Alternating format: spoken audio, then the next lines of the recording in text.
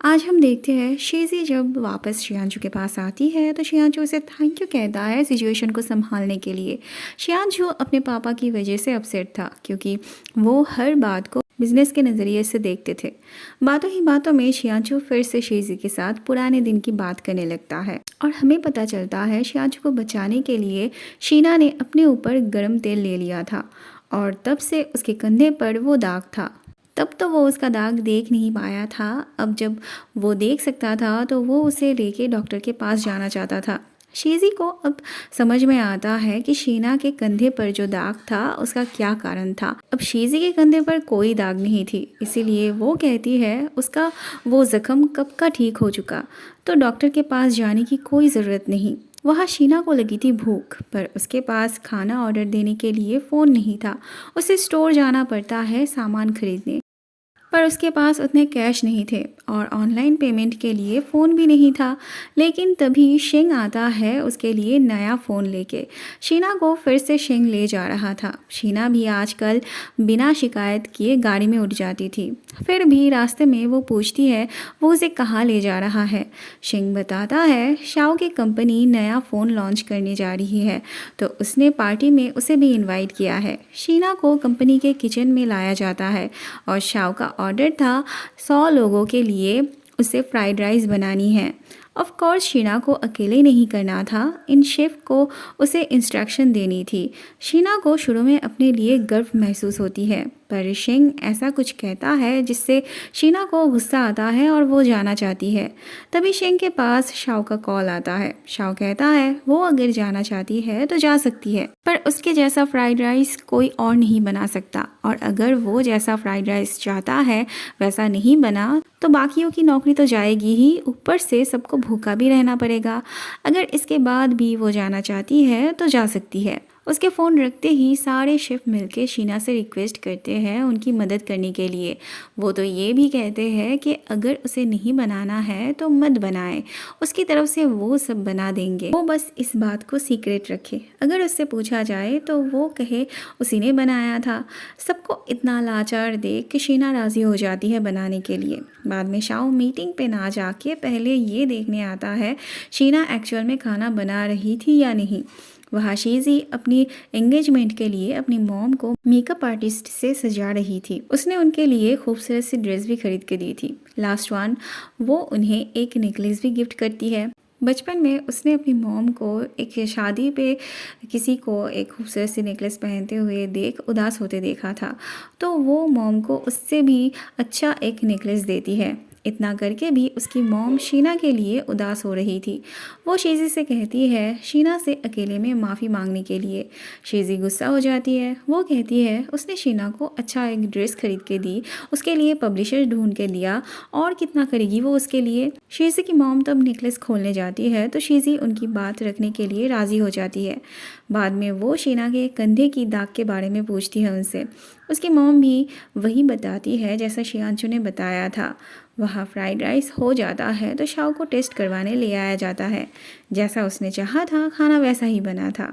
अगले सीन में हम देखते हैं शीना आराम से गाड़ी में सो रही थी। अचानक से उसकी नींद टूटती है तो वो बगल में शाओ को देखती है, और रास्ता भी जाना पहचाना सा नहीं था उसके लिए। उसके पूछने पे बताया जाता है उसे पहले तैयार करने ले जा रहे हैं, क्योंकि उसके बाद उन्हें शियांशु के एंगेजमेंट पार्टी में जाना है। शीना ये सुनते ही चिल्लाने लगती है, उसे वहाँ नहीं जाना था, पर शाओ के डांटने पर वो चुप हो जाती है। वहाँ शीज़ी के दिमाग में कुछ अलग ही प्लान चल रही थी। उसने अपना पहले की ड्रेस चेंज करके कंधा ढकने वाला ड्रेस लिया था। शियांशु रीज़न पूछने के लिए उसे फ़ोन करता है तो वो कहती है पहले के ड्रेस में उसके कंधे की जो दाग थी वो दिखाई दे रही थी। शियांशु के आंखों में असली शीना बनने के लिए वो जैसे सब कुछ कर सकती थी। जल्दी उनकी शादी होने वाली थी। शियांशु से छुपाना अब मुश्किल था उसके लिए, इसीलिए वो झूठ को सच बनाने के लिए स्ट्रेटनर गरम करके कंधे पे लगाती है। मतलब वो पागल थी शियांजू के लिए। अगले सीन में हम देखते हैं पार्टी में सभी चले आए थे, अभी तक शीना नहीं आई थी। तो शीजी शियांजू के सामने ऐसे बात करती है जैसे वो शीना के लिए कितनी केयर करती हो, और शीना थी कि हर वक्त उसका नाम डुबाने में लगी रहती थी। शियांजू गेस्ट लिस्ट चेक करके देखता है अभी तक शाओ भी नहीं आया था। शाओ का नाम सुन के पता नहीं शियांजू का मुंह क्यों उतर जाता था। वहाँ शाओ शीना को एकदम हीरोइन की तरह सजा के लाया था। शीना इसमें बहुत अनकंफर्टेबल फील कर रही थी। शाओ उसका हाथ पकड़ के अंदर ले जाने लगता है।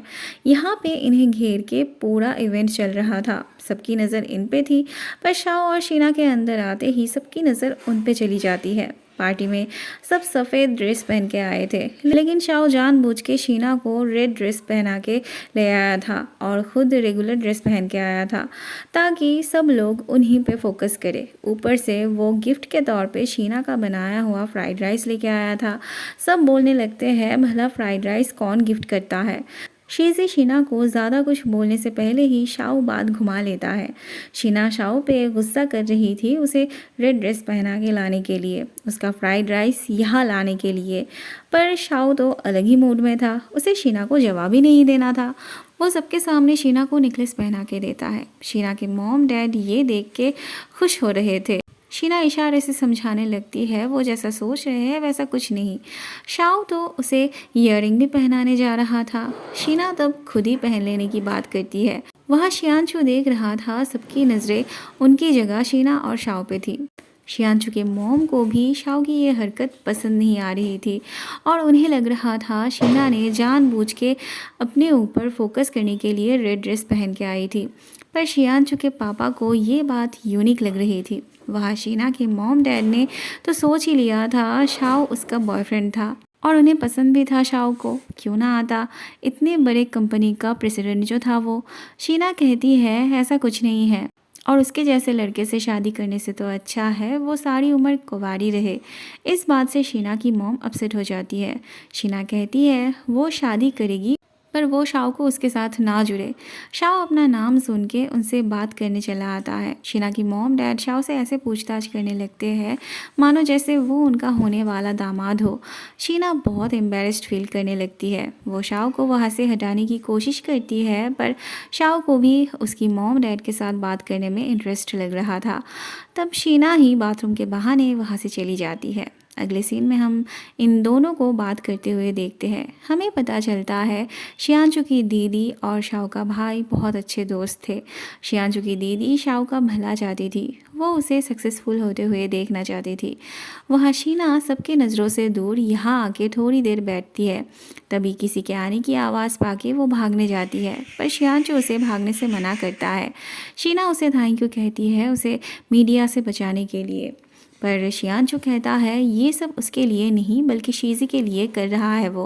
अब तक तो हमें लग रहा था शीना ने कभी कोशिश ही नहीं की थी अपने लिए कुछ बोलने की, शियांशु को ये समझाने की कि वही बचपन में उसके साथ रहा करती थी। पर आज हमें पता चलता है शीना ने बहुत बार शियांशु को अपनी सच्चाई बताने की कोशिश की थी पर शियांशु कभी उस पर विश्वास नहीं किया। इवन वो जिस तरह से शीजी को बचपन की बातें याद है कि नहीं पूछता था, शीना से भी वो पूछता था, लेकिन फ़र्क इतना था कि शीजी के याद ना करने पर भी शियांशु उस पर विश्वास करता था और शीना के जवाब देने पर भी शियांशु को लगता था उसने शायद शीजी से वो बात सुनी होगी या फिर गेस करके बोलती होगी। शियांशु को भी लग रहा था शीना यहाँ पब्लिसिटी के लिए आई थी। शीना अपनी सफाई में जो भी बोलने जाती है शियांशु को वो नाटक लग रहा होता है, वो बस शीजी के लिए शीना को बर्दाश्त कर रहा था। शीना बहुत दुख के साथ कहती है वो फिर कभी उसे परेशान नहीं करेगी, कभी अपने आप को प्रूव करने की कोशिश नहीं करेगी। वो बस शीजी से इतना कहे कि फिर कभी वो उससे कुछ भी चुराने की कोशिश ना करे। ऐसे में शीजी आ जाती है और फिर से शियांशु के सामने सीधी सादी शीना के लिए केयर करने वाली बहन सजती है। शीना अकेली पड़ गई थी। पर तभी उसकी तरफ से बोलने के लिए शाओ आ जाता है। वो शेज़ी को धमकाता है कि अगर वो शीना को फिर से बुली करने की कोशिश करेगी तो वो उसकी इतनी बुरी हालत करेगा कि वो सोच भी नहीं सकती। शियानचू शेज़ी की तरफ से बोलने जाता है, पर शेज़ी को डर था कहीं वो फंस ना जाए, इसीलिए वो शियानचू को लेके वहाँ से चली जाती है।